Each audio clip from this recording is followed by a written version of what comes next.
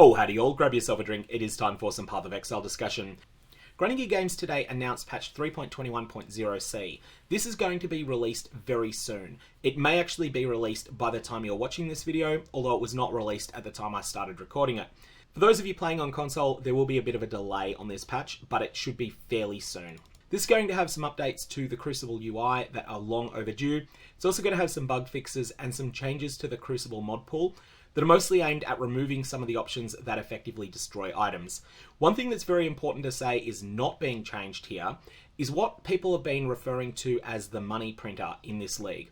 Now this is the ability to use split fossils and to use phenomenal plague directed beasts in order to replicate items that have got crucible trees on them that have a crucible mod that allows those items to vendor for a special reward. What you can then do, and this is a bit RNG, but it's RNG where the odds are in your favor, you can take this split version of this item to a crucible forge and melt their tree onto another item. There's an element of RNG here, but the RNG has the odds stacked in your favor somewhat.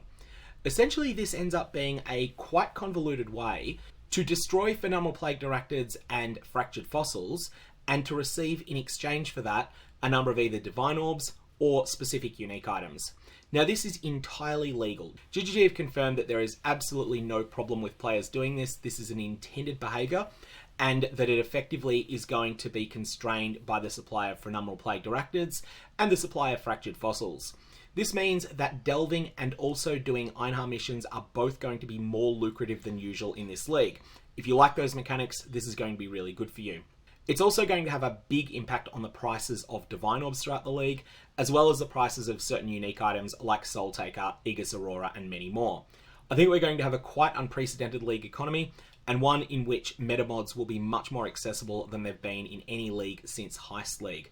So that's going to have a huge flow-on effect to crafting throughout the entire economy. Okay, so let's talk about the actual changes that are going to be coming up here. So firstly, this patch is going to disable lower tier Crucible passives that have downsides from rolling, and contains updates to the Crucible Forge user interface, as well as a number of other improvements and bug fixes. We are going to get an indicator to the Crucible Forge interface which displays the relative difficulty for the amount of channeling you've done, and how close you are to fully channeling the encounter. This is a big improvement if we're going to be forced to stick with the whole channel for 10 seconds mechanic, but really that channel for 10 seconds mechanic is not well designed, and I would rather see it gone entirely. The best time for this patch would have been before the league went live. The second best time is today. Disabled most, note that this is not all, of the lower tier Crucible passives that have downsides on the initial skill from rolling. Initial skills with downsides are far less common and can generally only roll in the endgame.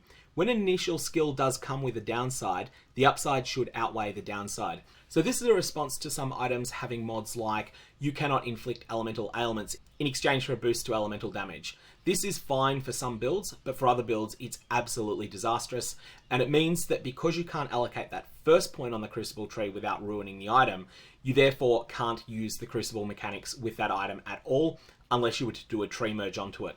These mods will still exist, but only when you're deep in endgame, and they'll be rarer when they do exist. And where there is a situation where the first skill point comes with a downside, the upside should far outweigh the downside. In fact, the Crucible passive that granted weapon elemental damage and cannot inflict elemental ailments can no longer roll at all. Unique items that are obtained by selling an item with a Crucible passive tree will now come with a Crucible passive tree already started, with the first skill allocated on it.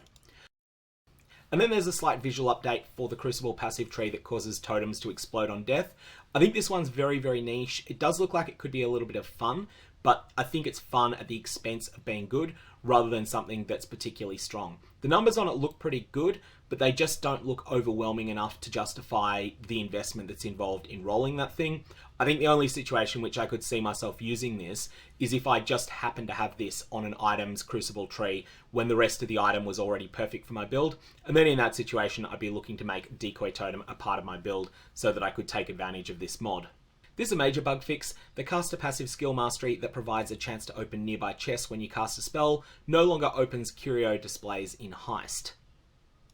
Access to the Heist locker in your hideout is now unlocked when you first visit the Rogue Harbour in a league, rather than upon completing the Rogue Harbour quest, which is the one where you've got to go to the harbour, talk to everyone, then do your first heist. It's an absolute pain that you had to do all of that before you could get access to your Heist locker, because your Heist locker is probably where you have Heist affinity set up to if you're a long-term player, and it was just a nuisance not having that there. The unique belt that was allowing people to be PK'd in hardcore is being re-enabled, and the mod on it is being changed, both on existing items and on new drops. It will now only apply to non-unique utility flasks you use. I cannot currently see any way that this item can be used obnoxiously at the moment, so that item is going to be back in the game for those small numbers of you that are using link skills. So one of the armor passive skill masteries has been changed a little bit. This actually was not doing what it was originally spoiled as doing. When it was spoiled, it was going to give 1% to maximum fire, cold, lightning, and chaos resistances. GGG's intention was that it was just fire, cold, and lightning, and they're changing the description to match what it was doing in game. So it was already doing 1110 in game, but it was reading like it was going to give 1111. The description in game is being changed so it's 1110. Now let's have a quick look at the bug fixes.